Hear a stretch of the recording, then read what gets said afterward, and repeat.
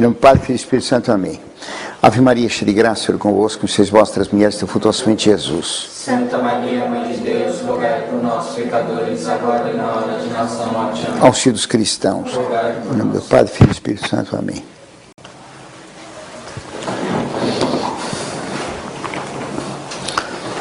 Então, esta aula de hoje é sobre Napoleão e a Revolução Francesa. Ela põe um problema bastante interessante. Ela mostra como a história não é simplesmente o estudo da história não é simplesmente uma decoração, mas que exige análise e exige um raciocínio. Os livros apresentam normalmente a Revolução Francesa e Napoleão como opostos, como contrários entre si.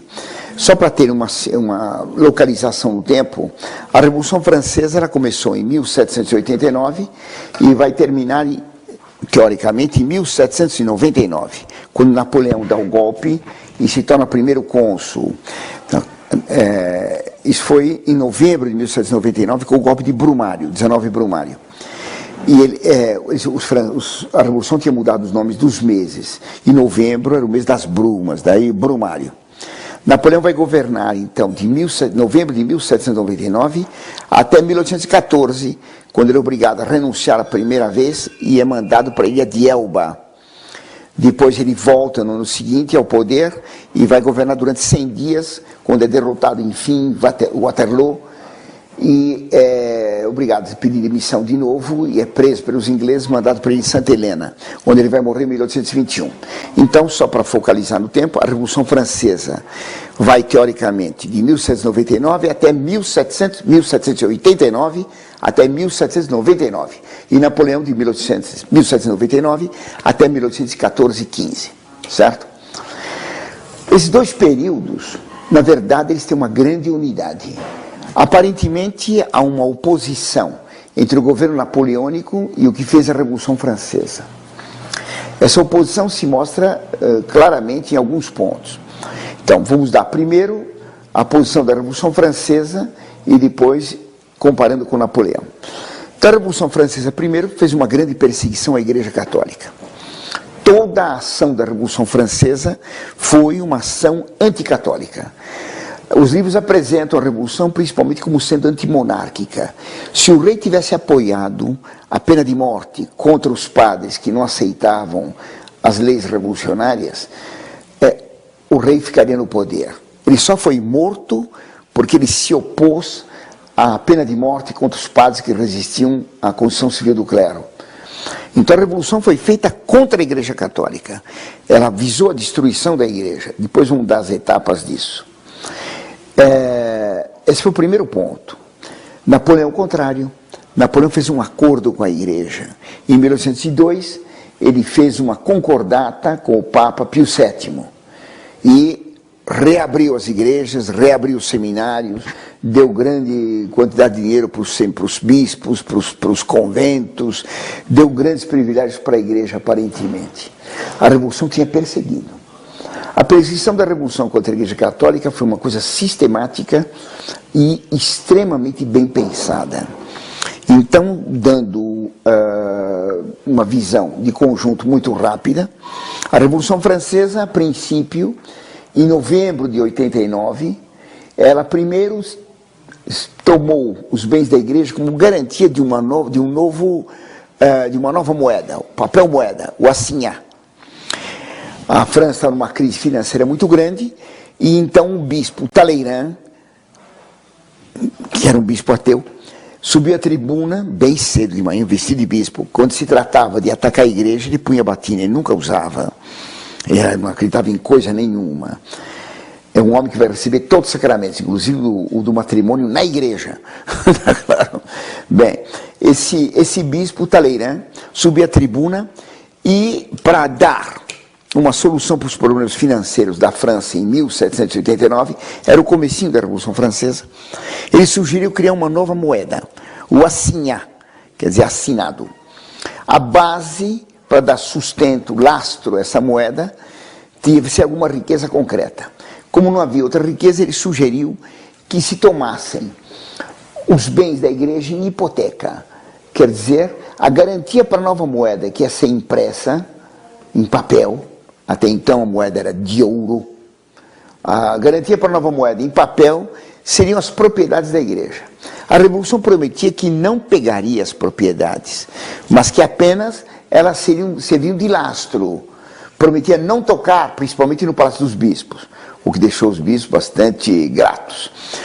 Mas as terras da igreja, as terras dos conventos, das abadias, elas os grandes edifícios, os grandes conventos nas cidades, serviriam de garantia para a nova moeda. Os bispos, para se mostrarem avarentos, aceitaram. Então, a primeira parte foi essa. Fizeram uma impressão de 400 milhões de libras em papel, 400 milhões de assinados pelo ministro da Fazenda de então. Bem, prometia-se não pegar os bens da igreja, era só uma hipoteca, mas sem ser efetivada em concreto. É claro que pagaram todas as dívidas, e gostaram tanto de se livrar das dívidas tão depressa, que imprimiram de novo mais alguns centenas de milhões de e foram imprimindo. O resultado, o dinheiro se desvalorizou com uma rapidez brutal, e logo foram pegando as terras da igreja, os prédios da igreja e tudo mais. O primeiro passo, então, foi se apoderar dos bens da igreja, porque a igreja empobrecida, ela não teria meios de defesa, porque qualquer defesa organizada exigiria dinheiro, e a igreja, não tendo mais riquezas, não podia mais se defender. A tomada de posse dos bens da igreja era simplesmente um meio de impedir uma defesa efetiva da igreja no plano político e no plano jurídico. Isso foi em novembro de 89. No começo de 1790, foram proibidos, primeiro se permitiu que qualquer padre, qualquer freira, teria liberdade de sair dos conventos quando quisesse. Não precisava cumprir os votos. Era a liberdade instaurada dentro da igreja, contra o voto de obediência. Tá claro? Então se fez um inquérito dentro dos conventos para ver quem queria sair. E foi uma revoada nos conventos ricos. Todo convento rico se esvaziou. Os conventos pobres se mantiveram fiéis. Tá claro? O que mostrava muito bem como a penitência e a pobreza real ajudava a manutenção da seriedade dos votos. Em Estrasburgo, se não me engano, os capuchinhos aguardavam com ansiedade a lei de liberação. Saiu a lei, à noite, os frades já tinham raspado a barba e estavam passeando na cidade, no lugar onde tinha naquele tempo o footing. Quer dizer, onde os moços e as moças passeavam. Lá estavam os frades do convento, os capuchinhos sem barba e sem batina. Tá claro? A seguir fizeram outra lei. Ficou proibido de admitir noviços. Então nenhum convento podia admitir novos elementos. Seria contra a lei francesa, contra a liberdade. Um absurdo. Então os conventos, podendo sair alguns, não podendo entrar novos, se esvaziaram.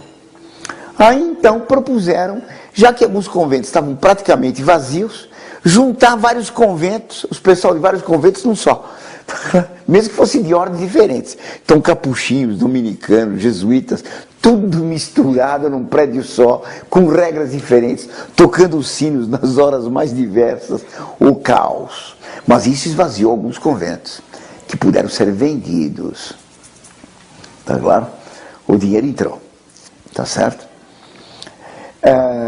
A seguir, foi feita outra lei. Foi feita a lei chamada Constituição Civil do Clero. Eu estou passando a coisa bem rapidamente. Foi feita a Constituição Civil do Clero. O que era a Constituição Civil do Clero? A França, ela que tinha feito uma Constituição inteiramente racionalista. E tinha acabado com as províncias. Dividiram a França em 84 quadradinhos, retângulozinhos, baseados nos rios, na geografia e não na história. Também fizeram uma reforma na igreja da mesma maneira. Para que tanta diocese? Na França agora haveria 84 dioceses, uma para cada departamento. Haveria 10 arcebispados, claro, porque o número 10 é um número redondo, eles não eram quadrados, então, só os departamentos eram meio quadrados. Então, 10 arcebispados. Paris ficou arcebispado. Paris sempre foi bispado. A metrópole de Paris era Sens, a cidade de Sens, ao sul de Paris. Agora não, Paris ficou arcebispado. 10 arcebispados. Mas o pior era o seguinte, Não era só uma remodelação das dioceses feita à revelia do Papa. Não eram os bispos nem o Papa que mudavam os limites das dioceses. Era a Constituição. Mas agora tinha mais. Os bispos e arcebispos seriam eleitos pelo povo. Era uma democratização da religião. Não era o Papa que nomearia os bispos seriam eleitos. Os bispos eleitos tinham que jurar não obedecer a nenhum bispo estrangeiro, o Papa. E nem representante dele na França, o núncio apostólico. Quer dizer, esse artigo da Constituição Civil do Clero tornava a Constituição Civil do Clero absolutamente cismática. E nenhum católico podia aceitar. Como não podia aceitar votar num bispo? Tá claro? Eleger um bispo. Os católicos que fizessem isso estavam violando o direito papal. É claro que os católicos não foram votar. Então os bispos passaram a ser eleitos pelos protestantes, pelos judeus, pelos maçons, pelos ateus, porque os católicos não votaram. Quer dizer, era uma destruição completa da fé. Não só os bispos eram eleitos, mas os vigários também. Então havia campanha eleitoral, vota em mim que sou o melhor vigário. Está entendendo, não? Então, votaram para eleger vigários. Quer dizer, uma palhaçada.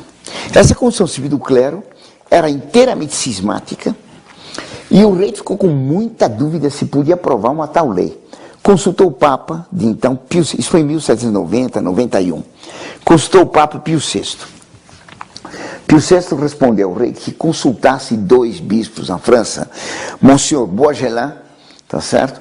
E Monsieur Champion de Cissé, tá claro? Os 2 eram bispos políticos. O rei os conhecia bem e pediu conselho a eles. Eles eram homens prudentes, sabe? Não, pensando bem, o senhor pode assinar a lei.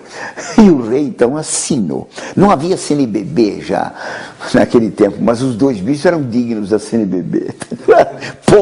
Pode assinar. O rei assinou.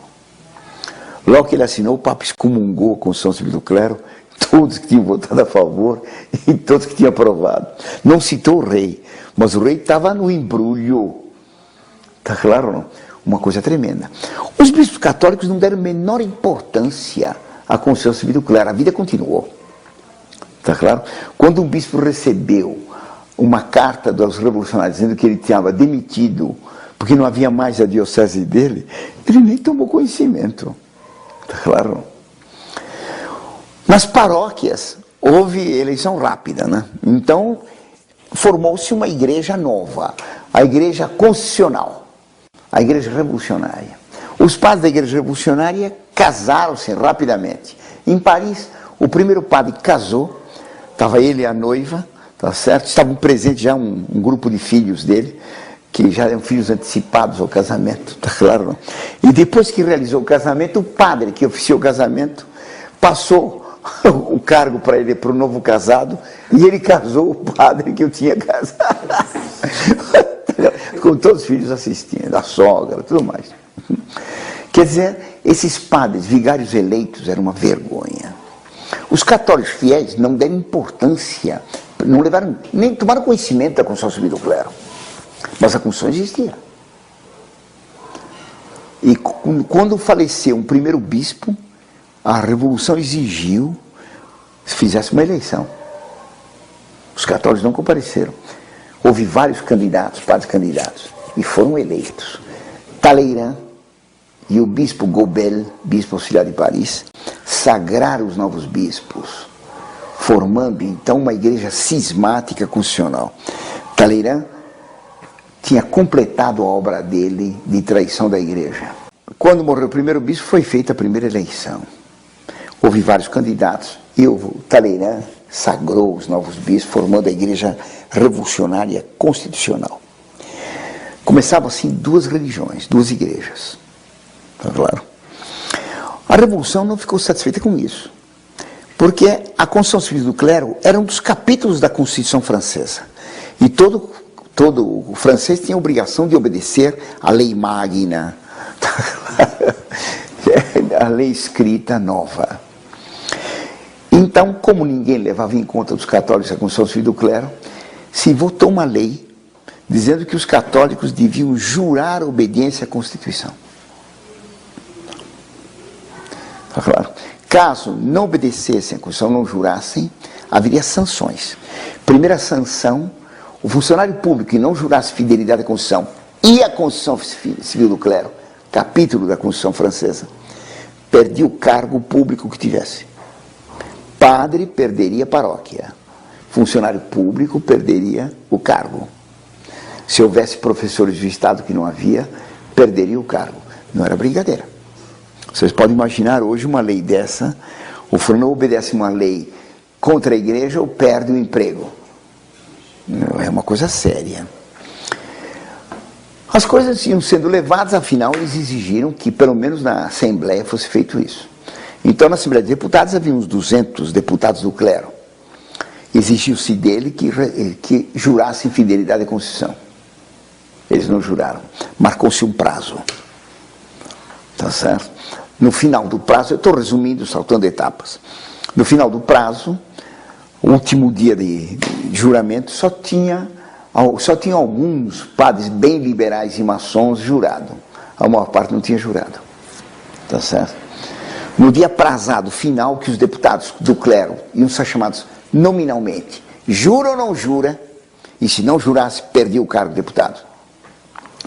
A Assembleia amanheceu cercada pelos fanáticos revolucionários. Tudo gente do povo, contratada e paga ali, e ameaçando matar os padres e comer o fígado deles. E comiam.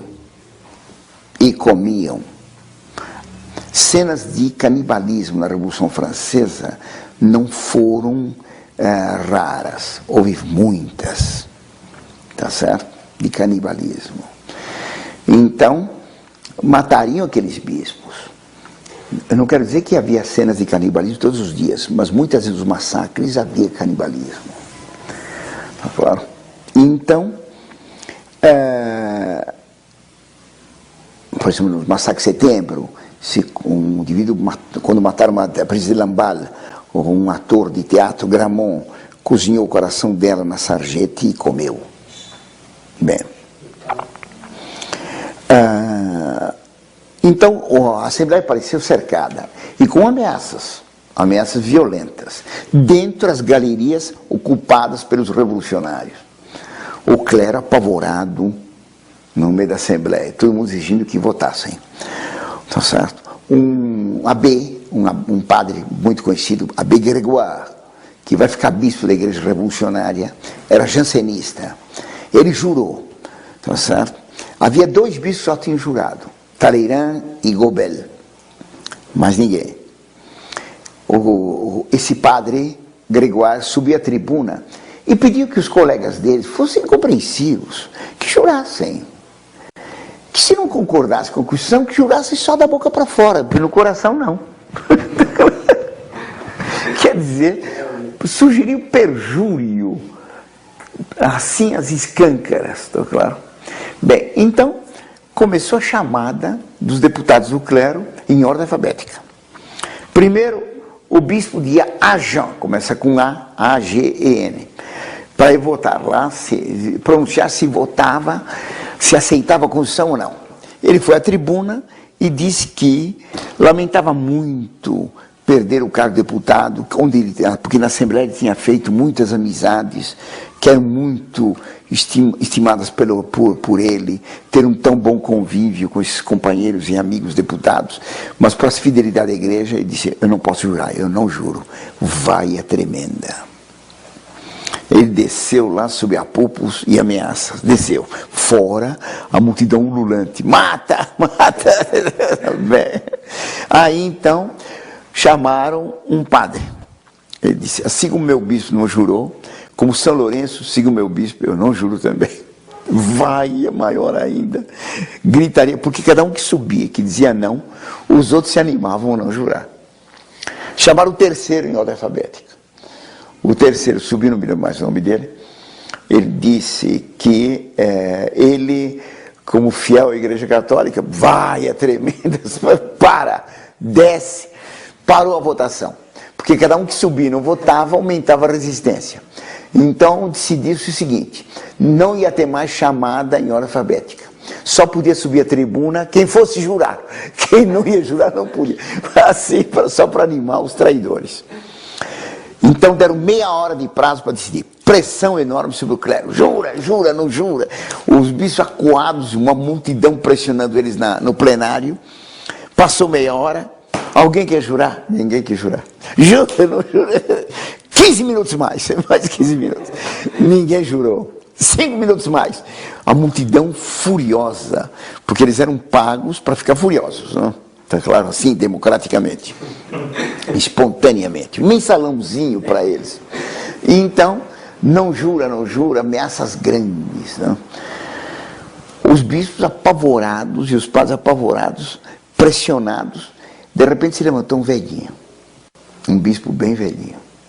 Quando ele se levantou, foi uma decepção entre os deputados do clero. Era um traidor. Nas tribunas, aplausos frenéticos. Logo ecoou na praça. Um bispo vai jurar. Viva o santo homem. Quem é? Bispo tal. Um patriota, um amigo da nação, um homem de visões abertas, um homem de mentalidade moderna. Tá claro ou não? O bispinho subiu lá, todos os outros lamentando a situação. Subiu e disse que ele era sacerdote há mais de 50 anos, era bispo há mais de 25 anos, e que não era no fim da vida que ele ia trair a fé. Não juro. Quando ele falou juro, caiu o mundo. O homem que tinha sido canonizado ao subir, desceu do céu aos trambolhões, apesar do reumatismo, fizeram ele descer rapidamente as escadinhas da tribuna, com os empurrões e alguns tapas, tá certo? Mas não jurou. Então aquilo deu uma força para os demais, ninguém jurou. Tá claro? Foi uma vitória enorme. Mas na França se exigiu por toda parte juramento. E qual foi o total? Eu estou resumindo. O total foi mais ou menos o seguinte, em números redondos. 48% do clero jurou fidelidade à Revolução Francesa, à Constituição Revolucionária e à Constituição Civil do Clero. 48% dos padres ficaram cismáticos contra o Papa. Não era brincadeira. 52% ficou fiel. 52%, uma maioria de 2%, quase nada. Era uma destruição, uma ruína. Então a igreja se dividiu. Houve dois cleros. O clero jurão, que era o clero que aceitou a Revolução Francesa, e o clero refratário, que foi adjetivo dado para os fiéis da Igreja Católica. A igreja refratária, aquela que é impermeável às novas ideias. Mas a Constituição, ela dava liberdade de religião, como o Vaticano II. Liberdade de religião. Então a igreja refratária teve direito de alugar prédios, perderam as igrejas, hein? Todas as igrejas foram perdidas. Mas eles podiam alugar uma sala, uma casa, e colocar lá edifício do culto refratário. Está entendendo? Está entendendo? No primeiro domingo, alguns padres, não, é preciso confiar. A lei nos permite liberdade. Você está entendendo? Tem sempre os otimistas, né? Sempre tem o clero otimista que vê sempre o lado bom das coisas. Não, existe a liberdade de religião, está na Constituição. Se está na Constituição, eles vão respeitar. Imagine o que está na Constituição vai se respeitar. Nunca se respeitou nenhuma dessas constituições. Então, no primeiro domingo, alguns alugaram igrejas em Paris. Fizeram alugar edifício e puseram lá. Às 6 da manhã começaram as missas. Tudo bem. Revolucionário acorda tarde. Então a missa das 6, das 7, das 8, tudo bem. Na missa das 9 começaram os problemas. Porque os revolucionários começaram a chegar piedosamente com um feixe de varas para espancar os católicos. Está claro? Então na entrada, varadas em todo mundo. Começa a missa, eles entram na missa, o padre vai começar o sermão, gritaria, tá certo? Xingamentos ao padre que não jurou fidelidade à Constituição, que ele é rebelde. Alguns tentam discutir com o padre, outros defendem o padre. Saem discussões, saem brigas, chama a polícia. Tumulto, a lei proíbe perturbar a ordem. Prende o padre. Quem causou o tumulto? Tá claro ou não? Ficou patente que não havia liberdade de culto. Então os padres fiéis tiveram que se esconder e rezar missa escondido. As missas passaram a ser nas fazendas, nos sítios, em casas, escondidamente, secretamente. Tá claro? A princípio, se tolerou um tanto isso. Depois fizeram leis de multa. Porque o culto refratário não ia para frente. Ninguém na missa do culto refratário, do padre Jurão. No padre Jurão ninguém ia assistir missa. Era uma missa nova. Cantavam-se os hinos revolucionários, a Marselhesa, a Carmanhola, o Sairá, davam-se tiros no ar, para o ar, na hora do sermão, etc. Cantos revolucionários e não mais cantos piedosos. Quem ia nessa missa dos padres Jurões, dos padres que tinham aceitado, eram os maçons, eram os fanáticos do clube jacobino, eram protestantes, mas não católicos. Quando o padre dizia Dominus Vobiscum, não havia o Vobiscum. E o Dominus tinha ido embora. Era uma igreja esvaziada, uma igreja destruída.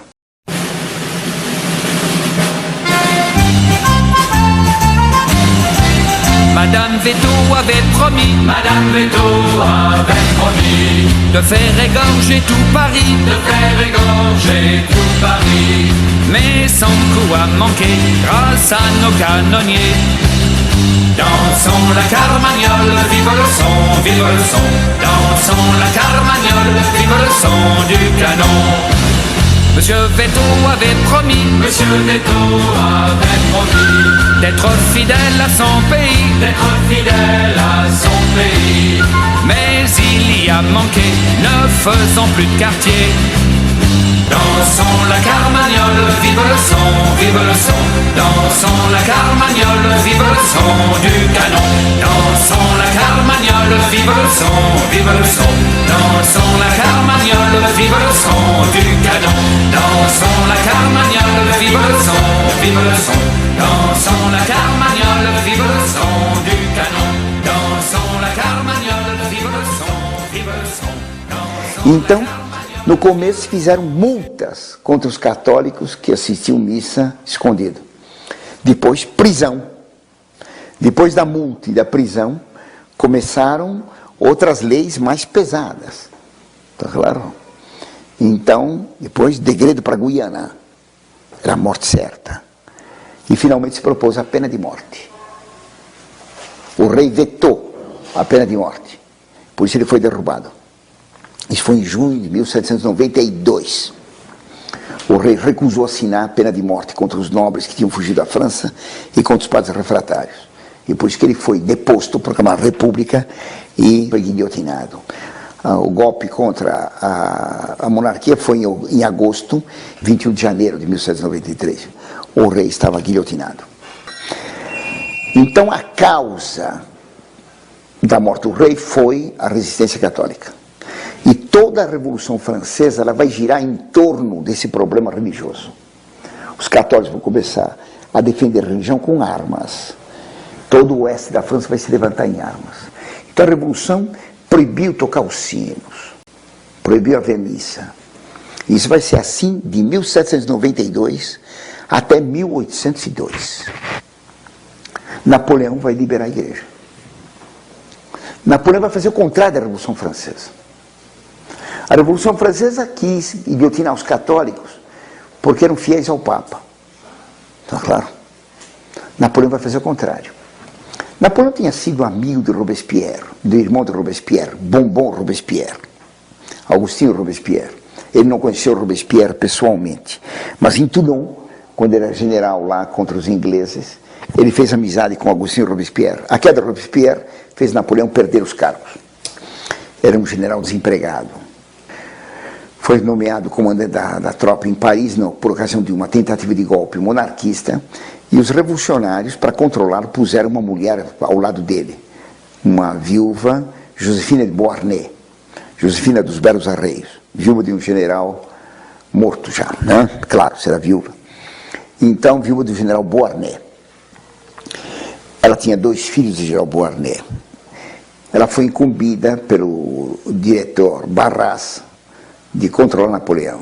Ficou amante de Napoleão e para controlar bem. Napoleão por meio dela, conseguiu que fosse nomeado comandante do exército da Itália. Ele foi comandar o exército na Itália e expulsou. Ele nunca tinha comandado exércitos inteiros. Ele tinha 15 mil homens sem sapatos. Estava enfrentando o exército piemontês e o exército austríaco, que tinha invadido o sul da França, terra de Niça. Ele tinha ideias estratégicas espetaculares.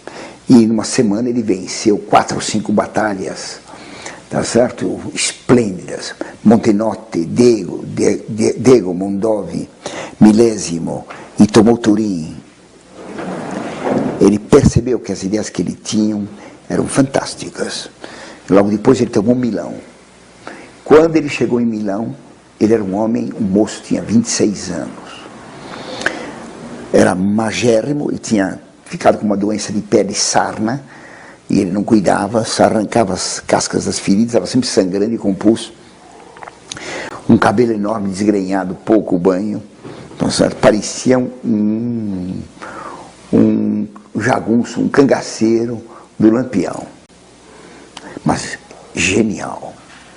Quando ele venceu a batalha de Lodi, que ele tomou Milão, em Milão o clero apavorado. Vai chegar o general Jacobino, amigo de Robespierre. A guilhotina está perto. Napoleão entrou em Milão, os bispos tremendo. Chamou os bispos, vamos à catedral, vamos rezar a missa e um Te Deum de ação de graça pela vitória dos exércitos franceses. E Napoleão foi lá com o comando do exército assistir missa. Ele não acreditava em nada. Era uma mudança tremenda. Em Paris, os revolucionários ficaram furiosos. Mandaram um protesto contra ele, que ele estava traindo a revolução. Como é que está fazendo acordo com os padres, com os beatos, Le Calotin? Então, claro, Napoleão disse, eu sei tapar a boca deles. Pegou 50 milhões de libras em ouro e mandou para os deputados. Oh, grande general! Ele não conhecia o Valério, mas o Duto ele conhecia. Então, 50 milhões de libras para os deputados, aplausos gerais. Os bispos, encantados, não? Tá certo? O generalzinho furioso, que parecia um ogre, um monstro, ajoelhado, assistindo missa e seguindo o canto do Te Deum. Ele não acreditava em nada, era uma pantomima. Mandaram invadir Roma e acabar com o Papa Pio VI, o último Papa, Pie VI, le dernier, Pio VI, o último. Ele foi devagar, foi para o sul, do norte para o sul da Itália, e tinha tido vitórias esplêndidas, foi indo devagarinho em direção a Roma. Entrou nos territórios papais, mas não atacou Roma.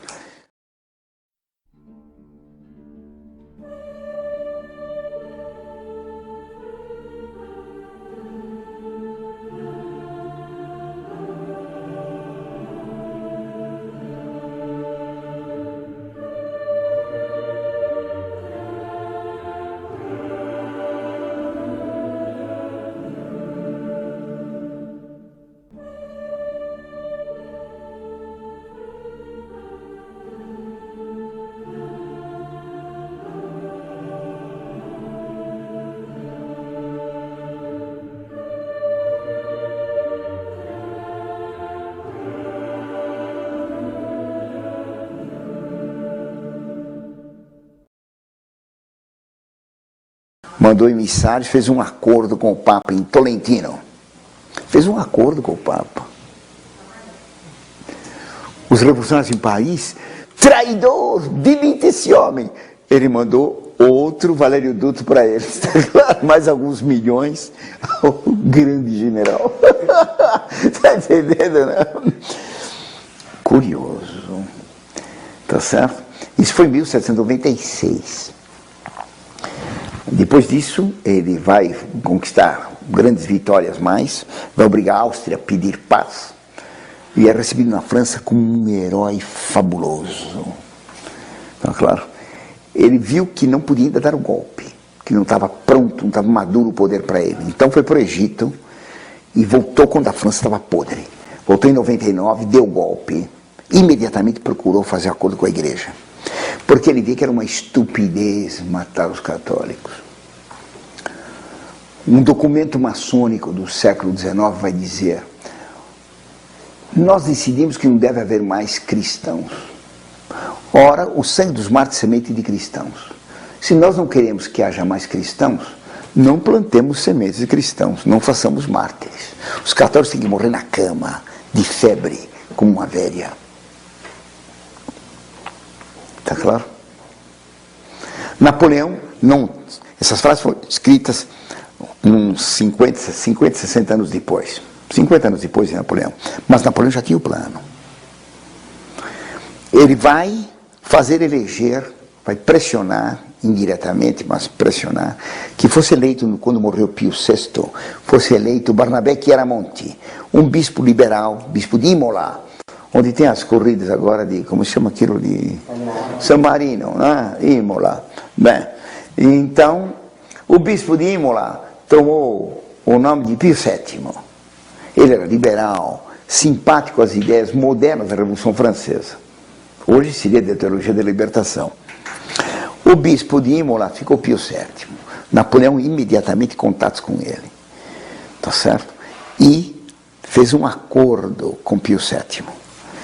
A igreja teria liberdade na França, acabou a perseguição.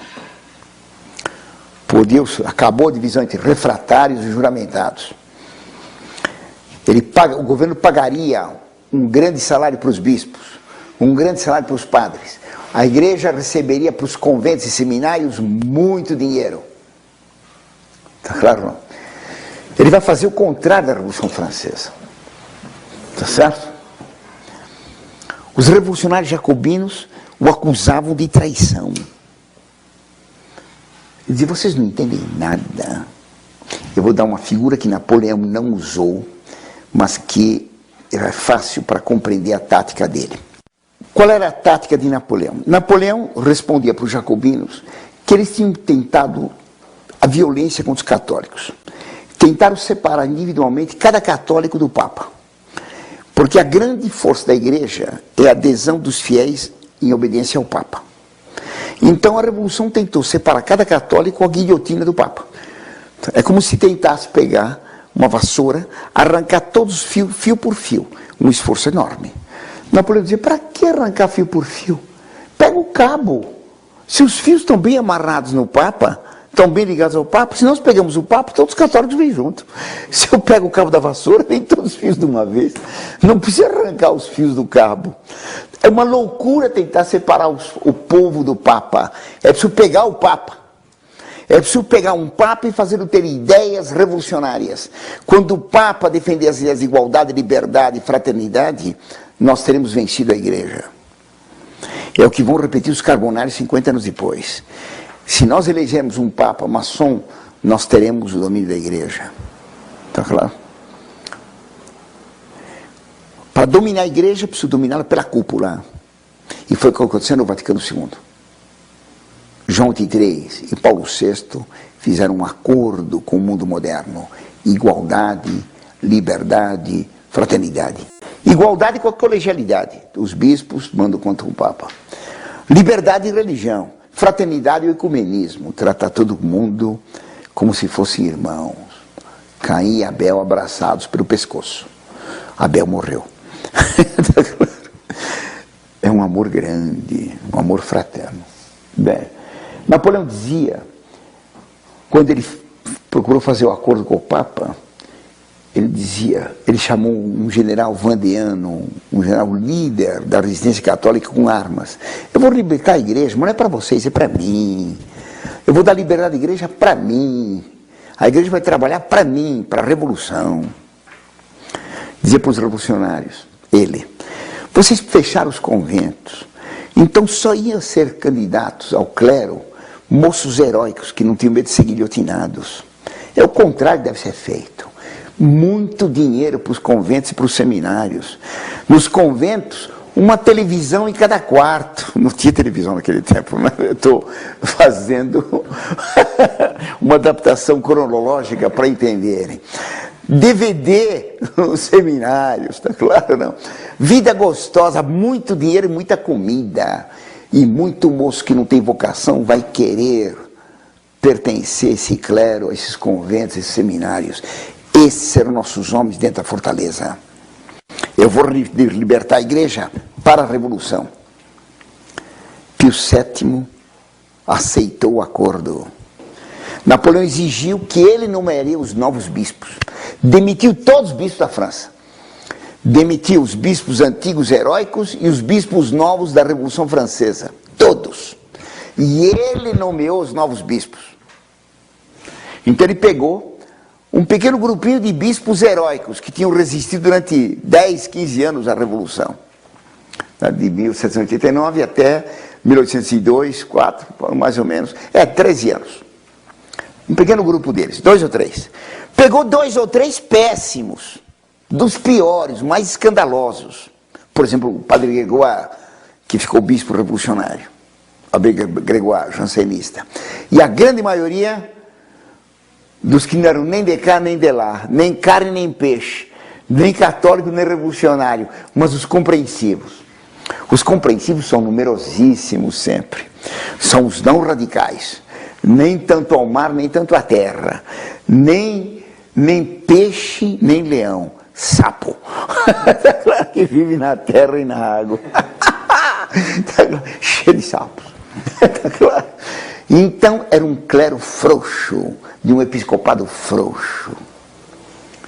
Está claro? Quando ele foi eleito imperador, ele exigiu ser coroado pelo Papa. E o Papa foi à França. E o Papa foi a Notre Dame. E o Papa sagrou Napoleão imperador da França.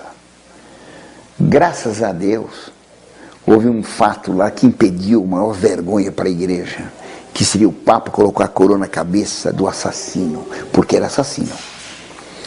Para restaurar a monarquia, exigiu dele que ele matasse alguém. Na hora que o Papa ia coroá-lo, ele tirou a coroa da mão do Papa e ele mesmo se pôs na cabeça, para dizer que ele devia a coroa apenas a ele. E com isso, esse ato de orgulho, ele salvou a igreja da desonra de um Papa dar por a coroa na Revolução Francesa.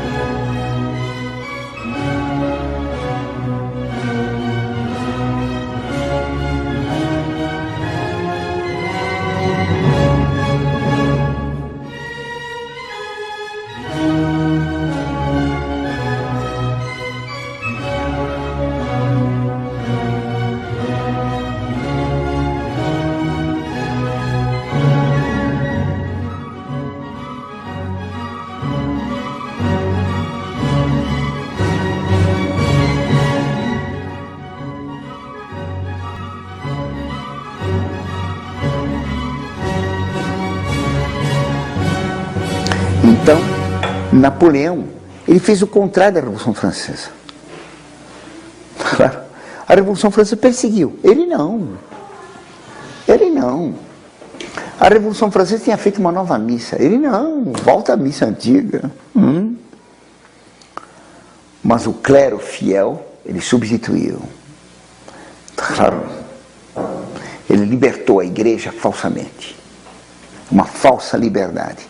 Então, o que a Revolução Francesa não conseguiu com a guilhotina, ele conseguiu com a política e com o dinheiro. Tá claro?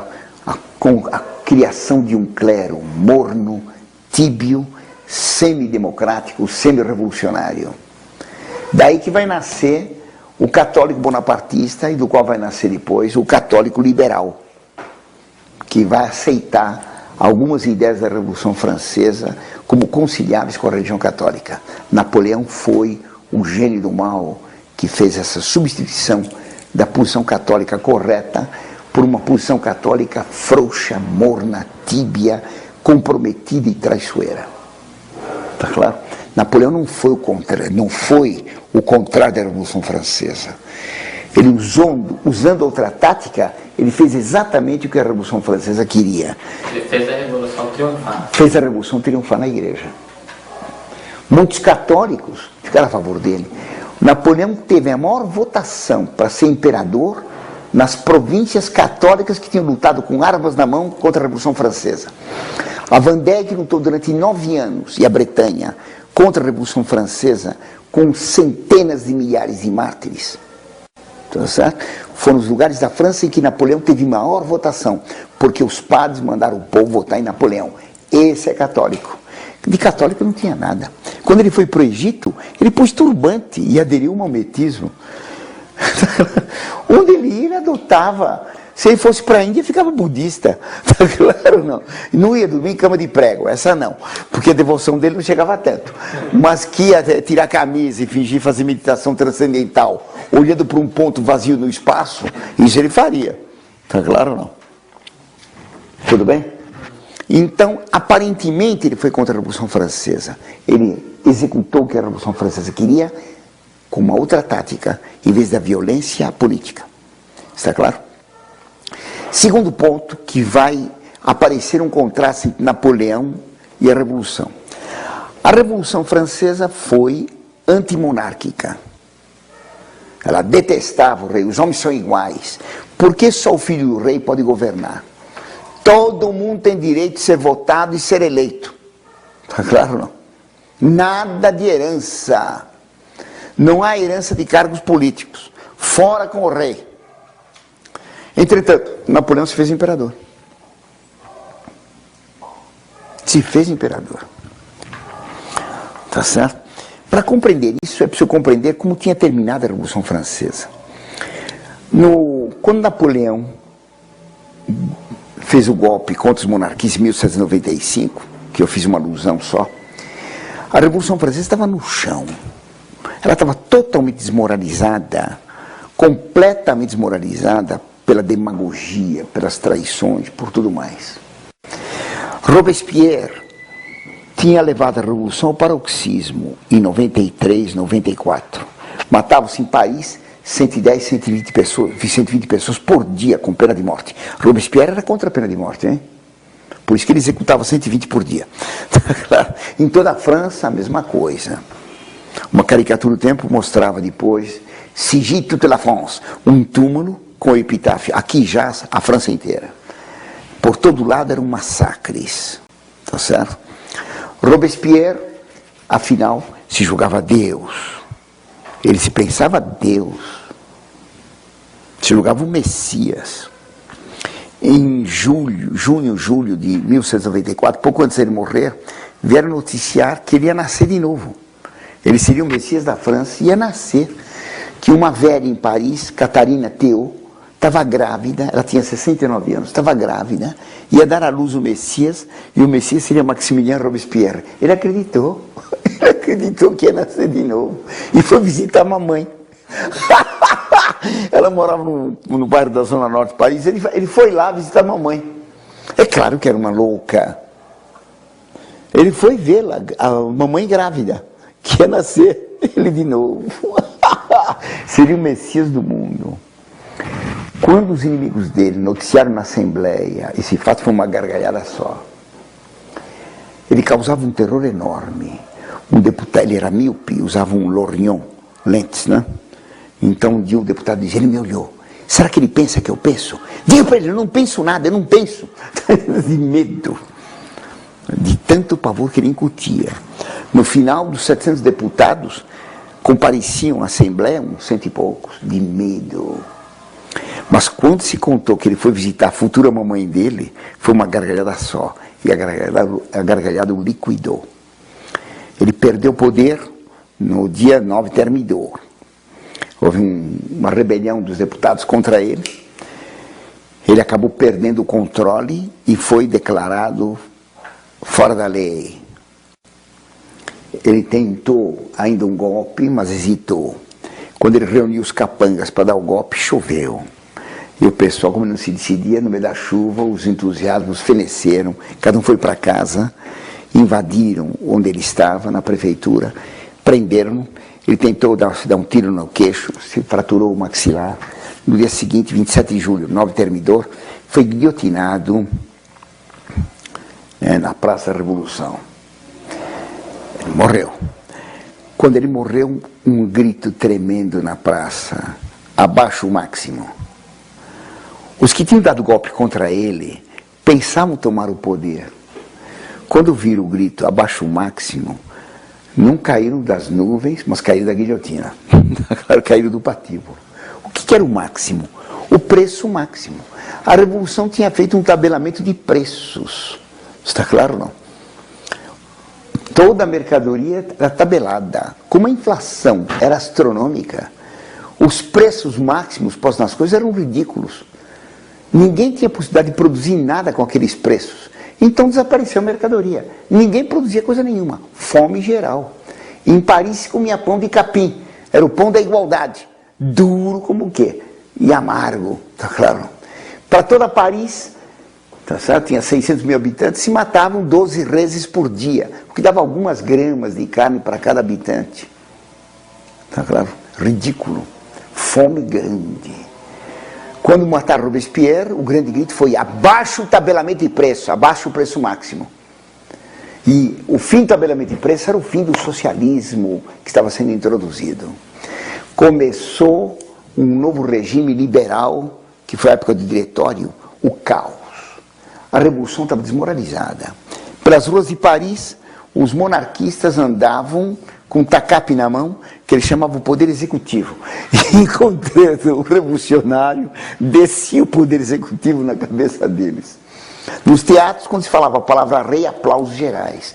A Revolução estava liquidada pela inflação, pela desmoralização, pelos crimes, pelos políticos nanicos que tinham subido por cima da guilhotina e se instalado no poder. Ia voltar o rei. Ia voltar o rei. Antes que voltasse o rei de verdade, Napoleão deu o plano para evitar isso. Só está destruído o que é substituído. O povo quer o rei. Vamos dar um rei. Está aqui o rei, sou eu. Porque só está destruído o que é substituído. Essa frase dele é genial. Uma coisa para ser destruída, ela não pode ser proibida. Tem que ser substituída. O proibido deixa um vazio. O substituído não. Onde tem algo substituindo o que foi proibido, o povo é iludido. Assim, proibir a missa antiga, o Vaticano II não fez. O Vaticano II substituiu a missa. E o povo esqueceu a verdadeira. Só é destruído o que é substituído. Tá claro? Então a monarquia é voltar. Todo mundo, toda a França era monárquica. Então, já que ia voltar a monarquia, e seria a monarquia católica, Napoleão sugeria fazer uma monarquia revolucionária. Ele era o rei. Vocês querem um rei? Estou aqui eu. Eu dei liberdade para a igreja. Quando ele sugeriu fazer uma nova monarquia, os jacobinos revolucionários que estavam no poder ainda, que estavam enchendo as câmaras, as assembleias ainda, ficaram furiosos, acusando Napoleão de estar traindo a revolução. Ele dizia que não, que eles eram os idiotas. Ele estava salvando a revolução. Por quê? Fazendo uma falsa monarquia se esqueceria a antiga. O golpe foi tão bem dado que todos os monarquistas apoiaram Napoleão.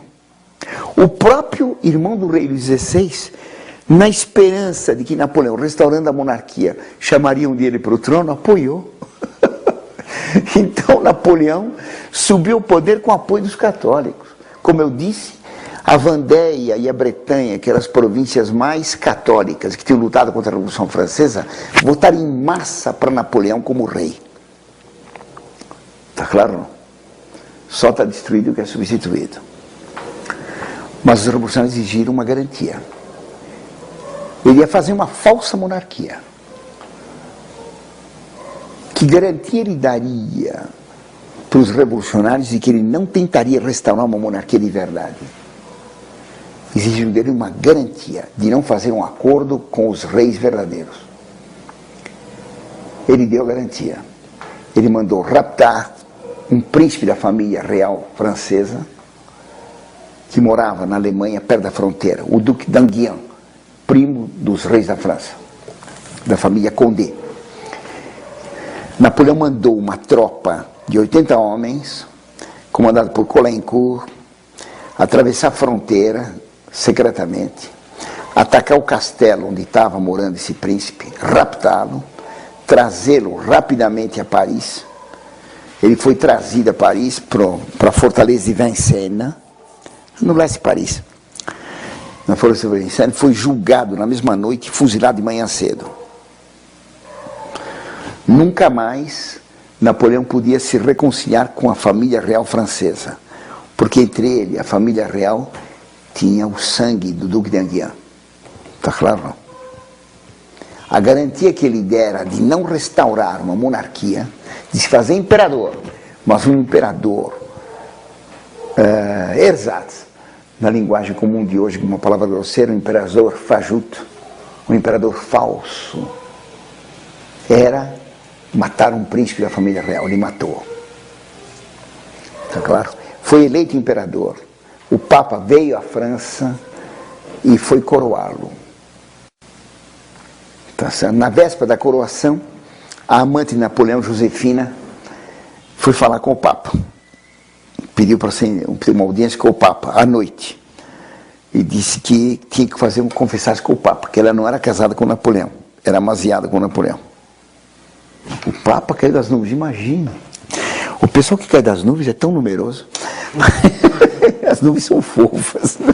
O Papa caiu das nuvens, sem paraquedas. Como? Não é casado? Imagine. Josefina. Não era casado. O Papa disse que assim, não podia coroar Napoleão. Napoleão, quando soube do golpe de Josefina, que era muito mais velha que ele, e muito sabida, ela queria forçar o casamento para ficar garantida como imperatriz. Está claro ou não? O Papa mandou chamar Napoleão. Napoleão veio furioso. E agora tinha que casar. O Papa casou os dois. Napoleão não queria casar-se, porque ela era velha e não tinha filhos mais. Está claro? Então, Napoleão tinha esperança de ter filhos. Então casou-se. No dia seguinte, em Notre Dame, foi realizada a cerimônia da sagração. Eu contei há pouco. Na entrada da catedral, Napoleão estava entrando e a coroa, o cetro, etc., estavam sendo carregados pelos marechais do Império. Ele vinha com o irmão dele, José, não é certo? Em italiano, Giuseppe, apelido Beppino, Zezinho, né? Então, ao entrar na catedral, Napoleão se virou para o irmão e disse: "Ei, Beppino, se o babo te vedesse, ei, Zezinho, se o papai nos visse..." A mãe de Napoleão, que era o pai de Napoleão, era uma toupeira, ele já tinha morrido. A mãe estava viva, e era muito viva, e disse para Napoleão: "Aproveita enquanto dura, porque vai durar pouco." Mete a mão. Bem, Napoleão, por orgulho, exigiu, pegou a coroa e se meteu a coroa na cabeça, poupando o Papa de coroar o assassino do Duque d'Enghien. Um autor francês, Claudel, numa peça a respeito, faz um personagem perguntar para o Papa: "Como é que o senhor confundiu o bode com o cordeiro? Como é que o senhor coroou o bode e não o cordeiro? O rei verdadeiro você não conheceu. O senhor coroou o imperador falso. É tão fácil distinguir o bode do cordeiro. Até pelo cheiro. Napoleão se fez imperador. Ele restaurou uma monarquia absolutamente ridícula. Está claro? Os revolucionários protestavam. Mas eu sou garantida a vitória da Revolução. Eu sou a Revolução Francesa. E ele era mesmo. Fazendo aparentemente o contrário da Revolução, ele realizava exatamente o que a Revolução tinha pretendido. Qualquer um podia governar. Está claro? Era o triunfo da igualdade. Ele vai dominar a Europa. E vai nomear os irmãos dele, e os parentes dele, e os generais dele, reis de todo lado. O irmão dele mais velho, o Zezinho, grão-mestre da maçonaria, ele vai nomeá-lo, em primeiro lugar, rei de Nápoles. E lá foi o Zezinho primeiro, rei de Nápoles. O José Bonaparte passou a vida inteira com inveja de Napoleão, julgando que Napoleão tinha fraudado a ele. Ele era o gênio da família. Ele só teve destaque porque Napoleão era um grande general. Napoleão fez ele, então, rei de Nápoles. O general Bernadotte, noivo de uma antiga namorada de Napoleão, ele nomeou o rei da Suécia. O outro irmão dele, Luís Bonaparte, nomeou o rei da Holanda. O outro irmão, Jerônimo, nomeou o rei da Westfália. Tá claro? Mais tarde, quando ele vai conquistar a Espanha, ele vai transferir o irmão dele mais velho, José Bonaparte, de Nápoles para Madrid. Então, onde vai ser Dom José I, el rei intruso, o rei intruso. Então transferiu do rei de Nápoles para o rei da Espanha, tá claro ou não? E nomeou o cunhado dele, Murat, rei de Nápoles, o rei Joaquino. Joaquim Murat era um grande general de cavalaria, antigo padeiro, tá claro? Então, quando os revolucionários protestavam, que ele estava fazendo monarquias por todo lado, ele disse, vocês são uns idiotas. A revolução guilhotinou os reis, e daí? Não fez a igualdade. Os reis continuaram com prestígio. Eu não guilhotino os reis, eu faço padeiro os reis. Não sei se entenderam. Transfere reis de um reino para o outro, de Nápoles para a Espanha, como um presidente da República transfere um chefe de seção, tá claro não? Da agência tal do Banco do Brasil para outra agência. Como transfere um ministro, não sei se entenderam. Ser rei não era mais nada. Ele tornou o título de rei absolutamente ridículo. E ele fez uma corte. A corte de Napoleão era de um ridículo único. No começo, ele tentou macaquear as cerimônias da corte de Versailles, do rei. Então, em Versailles tinha o beijamão. Então, as pessoas convidadas iam até o trono do rei e beijavam a mão do rei, trocavam uma palavra, etc. Isso levava um tempasso. Napoleão era um homem que não tinha paciência. Ele trabalhava 20 horas por dia. Ele só dormia 4 horas por noite. Ele fazia os ministros trabalharem tanto que vários ministros dele, agora me esqueci os nomes, mas 3 ministros morreram de cansaço, de tanto que exigia trabalhar. Ele dormia 2 horas, trabalhava um tempasso, depois dormia 2 horas e continuava trabalhando. Só 4 horas por dia, dividido em 2 turnos de 2 horas. Para conseguir trabalhar meses assim, ele trabalhava dentro d'água. Estava sempre numa banheira, ditando ordens para 6 secretários ao mesmo tempo. Então tinha 6 secretários, não havia gravador. Ditava para 6 pessoas ao mesmo tempo.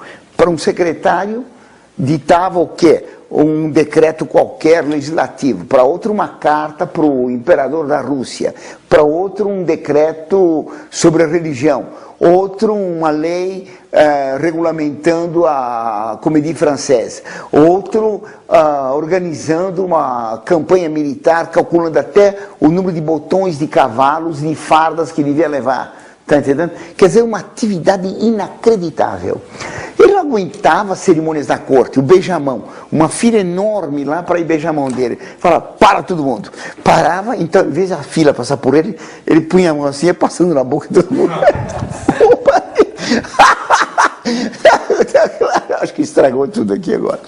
Eu fui bancar o Napoleão. Eu fui caricaturar Napoleão, porque é uma caricatura, evidentemente. Mas ele passava por todo mundo, passando, dando a mão para todo mundo e não esperando chegar as pessoas. Ele tinha mais que fazer do que o beijamão. Era uma coisa ridícula. Tá claro, não? Ele fez uma falsa monarquia, porque só está destruído o que é substituído. Uma moeda forte só pode ser destruída se ela for substituída por uma moeda fraca. Tá claro, não? Senão, não. Tá bem entendido, não? Terceiro ponto. A revolução era contra a igualdade, por isso foi contra a nobreza. Tá claro? A revolução pregou a igualdade absoluta. Uma igualdade tão grande que a revolução exigiu que fosse feita a igualdade no calendário. Que não tinha cabimento haver um mês de 28 dias, como é o nosso fevereirozinho, e ter um mês de 31 dias. É um absurdo.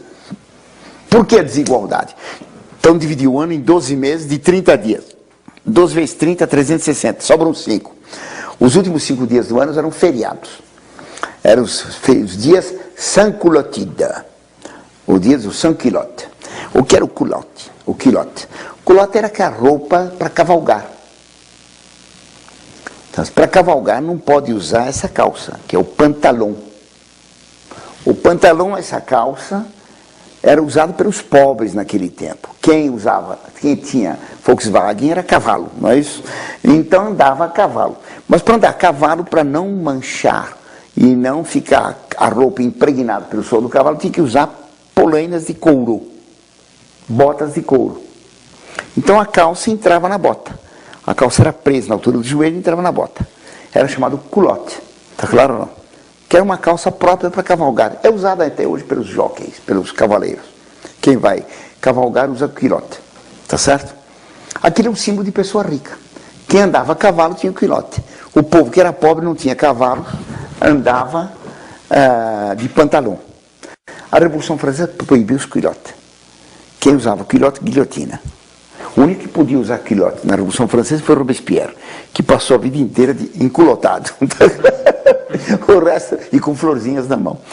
Que ele gostava de florzinhas na mão. E sangue na praça. Tá certo? Então, a igualdade era muito grande. Os 5 últimos dias eram os dias do sans-culottide, dos pobres. Tá claro? Mas também os nomes dos meses eram nomes em homenagem a pessoas de destaque. Por exemplo, Julho é um mês dedicado a Júlio César. Tá claro? Júlio César. Então trocaram o mês de julho de nome em Roma. Mas se os homens são iguais, fora Júlio. E agosto, em homenagem a Augusto, fora Augusto. E maio, em homenagem a Deus Maia, fora Maio. E janeiro, em homenagem ao Deus Jano, fora Jânio. Tá certo? Então sugeriu-se trocar o nome dos meses. Então, um pretenso poeta, Fabre de Glantine, organizou um novo calendário de acordo com as intempéries. Então, o mês dos ventos era um mês ventoso, tá certo?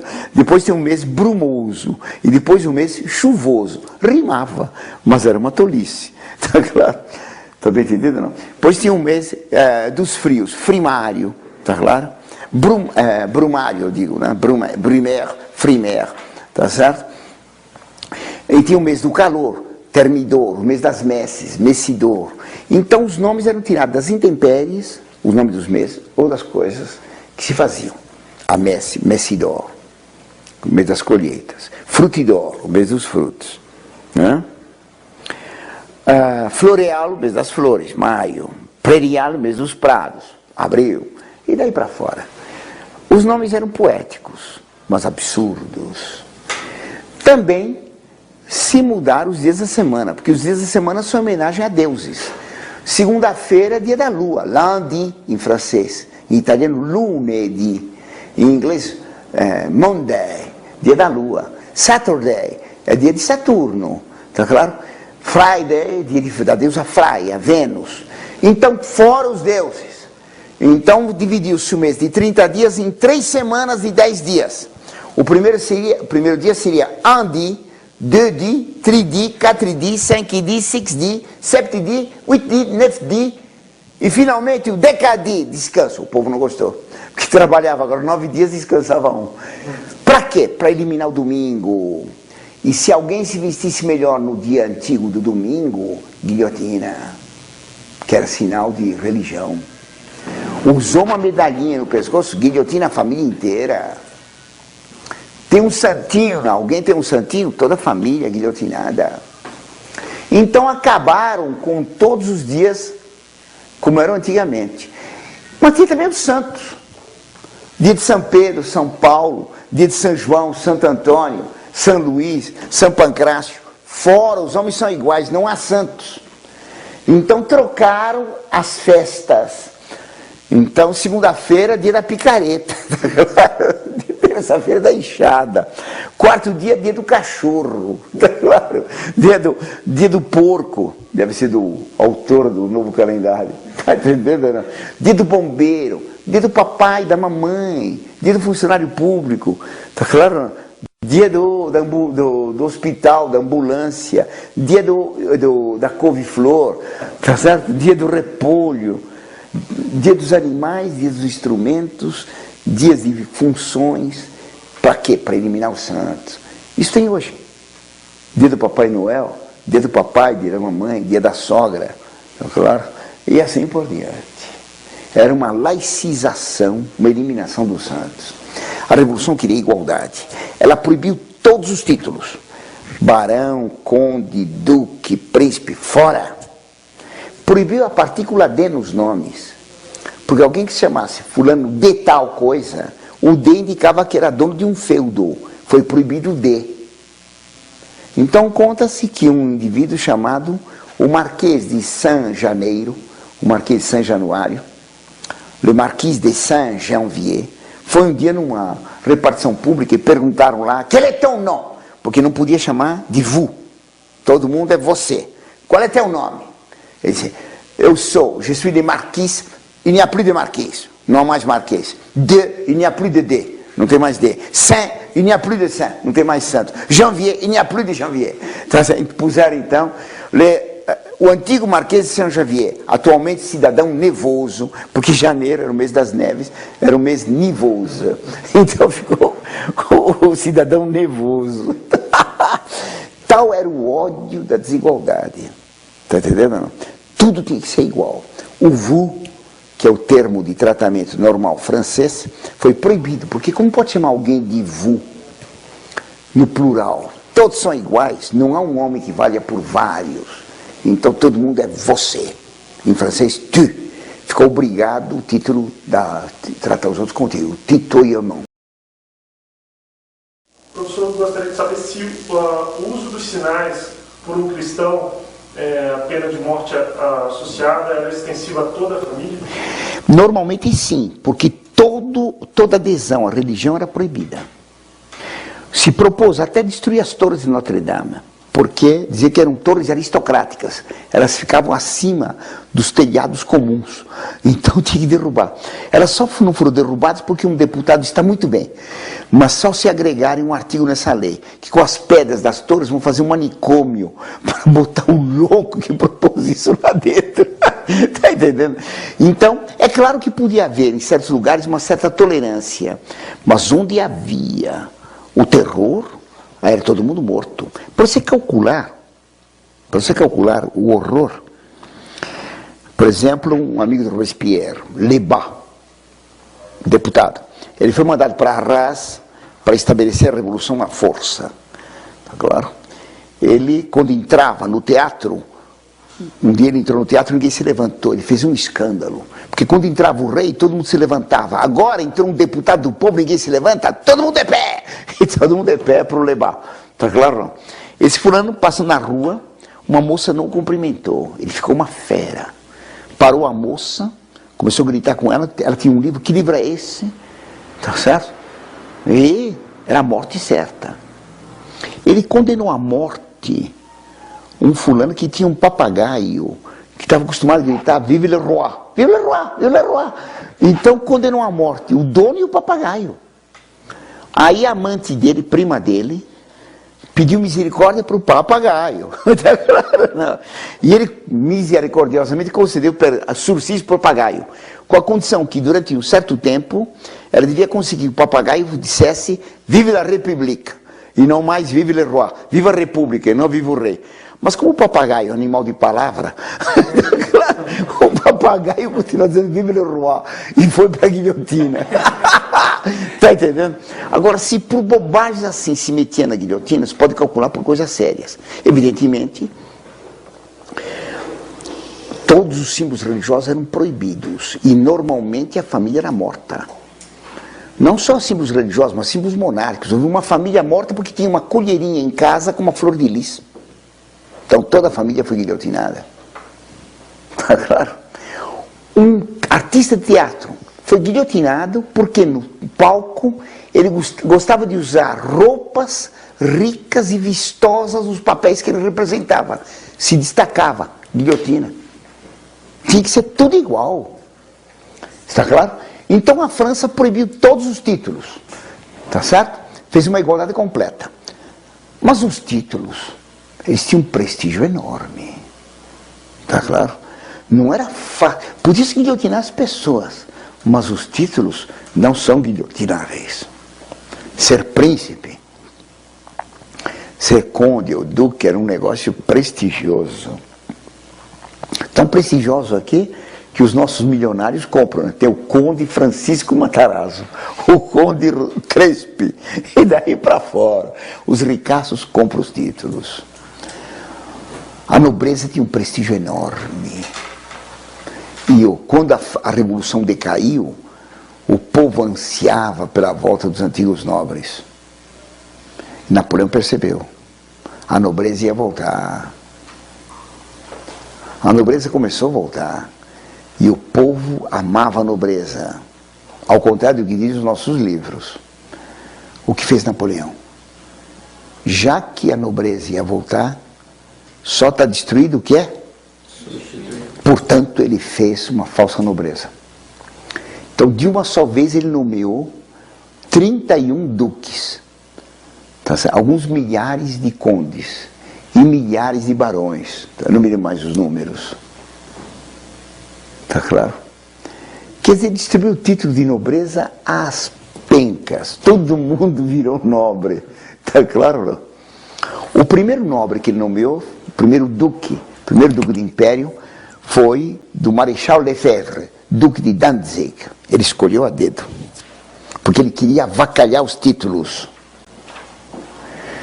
E o inflacionamento dos títulos desvaloriza os títulos, claro. Tá bem isso aí? Tá? Quando ele estava em guerra contra a Rússia, ele cercou a cidade de Danzig, na Polônia, e estava para tomar a cidade. Quando a cidade estava para cair, ele se retirou do comando e deu o comando para o general Lefebvre. Ainda era general, depois foi ficar marechal. O general Lefebvre escolheu a dedo. Era um antigo sargentão de polícia militar, vamos dizer assim, equivalente à polícia militar, um sargentão grosseiro, estúpido, bronco, tá claro? Fez ele conquistar Danzig, e quando ele conquistou Danzig, foi lá abraçá-lo. Oh, meu grande general Lefebvre, te nomeio duque de Danzig. Por que escolheu ele? Não só por ele ser um bruto, mas porque ele era casado com a mulher dele. Ele ficando duque de Danzig, a mulher dele ia ficar duquesa de Danzig, a primeira duquesa do império. Era chamada Madame Saint-Gêne, Madame sem modos, sem incômodos, sem respeitos. Era uma fulana baixinha, gorducha, analfabetíssima. Ela podia ser do PT, completamente analfabeta, tá entendendo ou não? Era uma mulher que tinha sido lavadeira quando moça, e depois tinha sido vivandeira. Vivandeira quer dizer, durante as guerras da Revolução, ela levava comida para os soldados. O que em geral não indicava uma pessoa que era muito respeitada do ponto de vista moral. Claro ou não? Essa coitada se casou com o general Lefebvre, analfabetíssima. Ela tinha uma boa idade então, mas era tarracada. Eu vou dar a fotografia para vocês depois verem. Uma tarracada grosseira para chuchu. Era a primeira duquesa do império. Era o modelo da nova nobreza. Tá claro? Foi uma coisa tão ridícula que o próprio Napoleão se escandalizou e viu que tinha ido longe. Então exigiu dela que aprendesse a ler e escrever. E nomeou uns professores para ensiná-la a ler e escrever. O professor foi lá e começou a dar aula para ela com cartilha, né? E alguns livros. Ela ouviu a primeira aula. Na segunda aula o professor começou a coisa, ela pegou o professor, pegou os livros, meteu os livros na cabeça do professor, vai para fora. Je ne suis pas liseuse, eu não sou leitora. E acabou o curso e era analfabeta mesmo. Tá claro? Ele nomeou antigos condes, condes de novo. A palavra conde, em francês, comte, é o mesmo som de contas. Então se dizia que era les comptes refaites, as contas refeitas. Um que era conde foi nomeado barão. Na próxima vez vai virar cavaleiro só, né? Ele vai estar rebaixado. Tá certo? Os grandes criminosos da Revolução ficaram grandes príncipes. Tá certo? Então, Fouché, assassino tremendo, antigo clérigo da congregação do oratório, massacrador de Lyon. Ele com Collot d'Herbois foram nomeados procônsules em Lyon, quando Lyon se revoltou contra Paris, em 1793, 94. Ele arrasou Lyon, acabou com a cidade e trocou o nome dela para se chamar Ville sans nom, cidade sem nome. Em Lyon, todo o centro histórico foi destruído por ele. Ele reunia na praça principal de Lyon multidões do que eles consideravam antirrevolucionários, todos amarrados, punha canhões a queima-roupa, tá claro?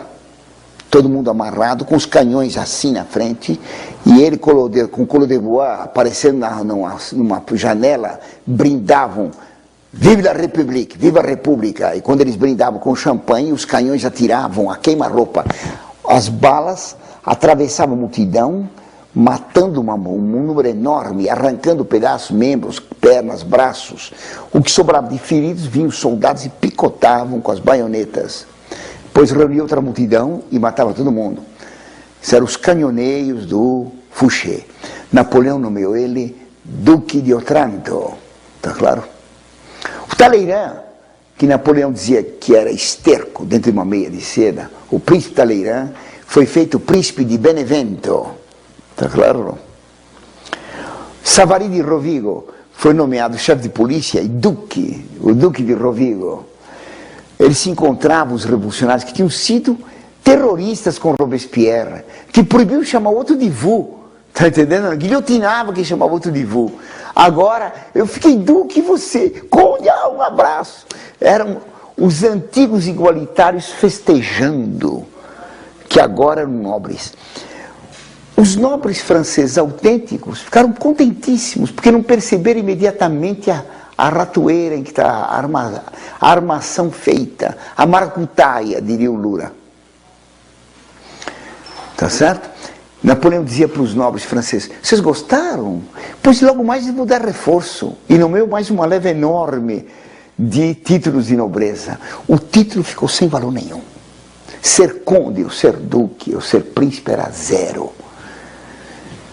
Ele substituiu a velha nobreza por uma nova nobreza.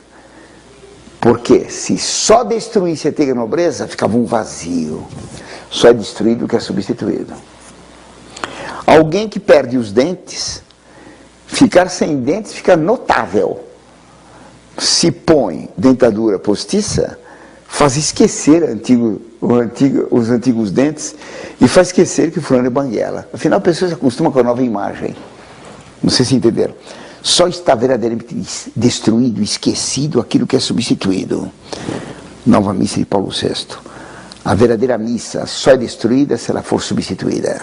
Foi o que fez Paulo VI, aplicando o princípio napoleônico. Então Napoleão destruiu a nobreza, fundando uma nova nobreza. Ele acabou com a glória dos títulos, fazendo títulos numa quantidade inflacionária enorme. Tudo que é inflacionado perde o valor. Está claro? Mas ele exigiu que a antiga nobreza casasse com a nova, para avacalhar as famílias antigas. Está claro? O Paul Claudel faz na peça Otage, ele trata exatamente disso, que é preciso conspurcar os títulos, fazendo a antiga nobreza verdadeira casar-se com a nova nobreza. Eu estou defendendo a nobreza, mas não tenho nada de nobre, meu pai era operário, não tenho nada que ver com a nobreza.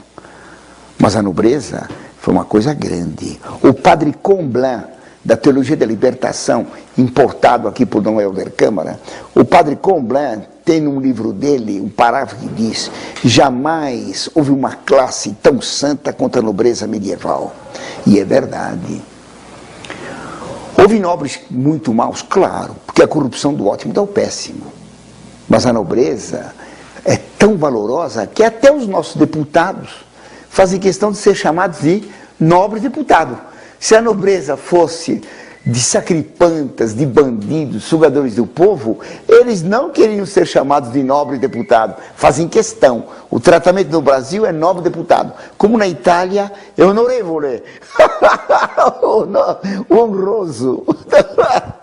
Aqui não chega tanto, é só nobre, tá entendendo? O Valério Duto não permite passar disso. Mas o fato dele exigir o título de nobre deputado indica que se sabe bem o valor da nobreza, historicamente falando. Claro que houve nobres maus, mas em geral foi gente muito boa. Todos os grandes santos eram de origem nobre. Está claro? Napoleão conspurcou a nobreza. Fazendo uma nova nobreza, ele destruía a nobreza. Está claro? Dando liberdade para a igreja, ele destruiu a liberdade da igreja. Fazendo uma monarquia, destruía a monarquia. Fazendo uma falsa nobreza, destruir a nobreza. Ele foi fazendo o contrário da Revolução Francesa na aparência. Na realidade, ele fez o que a Revolução Francesa queria.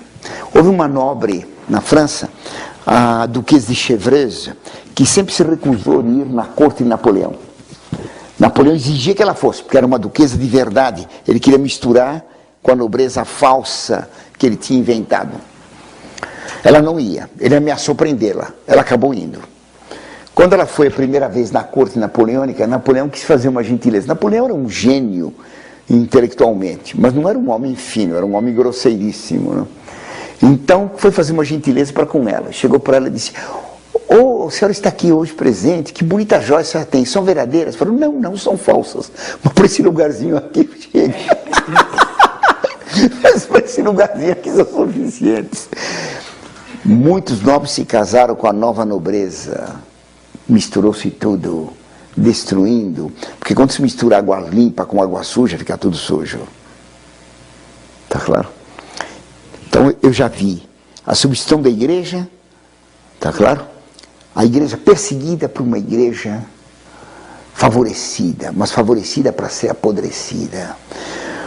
Uma nova monarquia para destruir a antiga.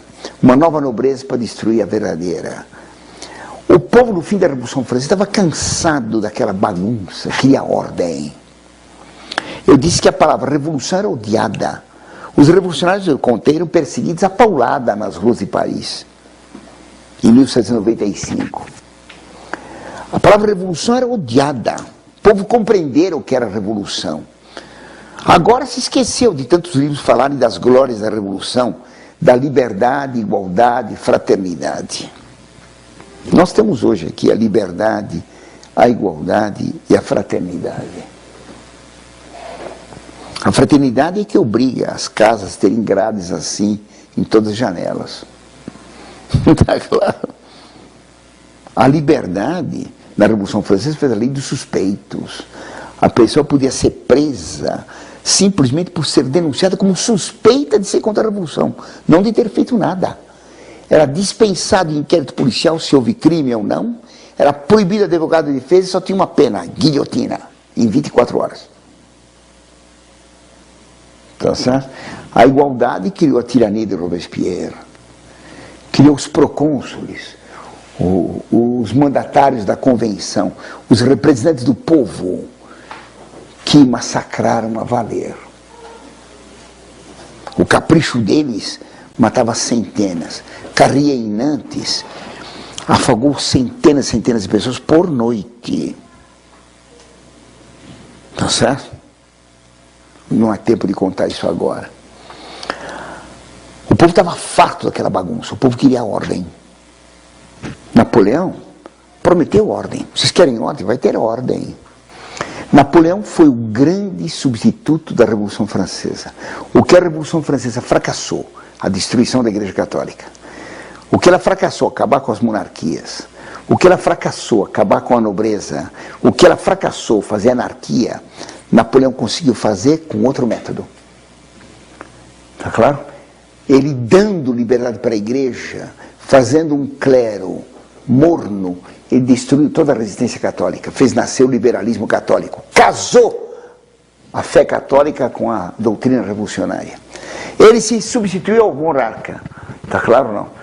O que a revolução não conseguiu fazer, acabar com a monarquia, que o povo queria a volta do rei, ele conseguiu, substituindo o rei verdadeiro por um falso, ele mesmo. O povo queria a nobreza, ele fez uma falsa nobreza. O povo queria a ordem, ele fez uma falsa ordem. Por isso ele tinha razão de dizer, eu sou a Revolução Francesa. Quando os livros apresentam Napoleão como o oposto da Revolução, eles estão caindo num conto do vigário. Napoleão é a Revolução Francesa. É a Revolução Francesa a cavalo, sem guilhotina. Tudo bem? Então era essa a explicação. Alguém tem alguma questão mais? Tudo bem? Então fica dada mais essa aula. Vamos ver se saiu bem. Vamos rezar então?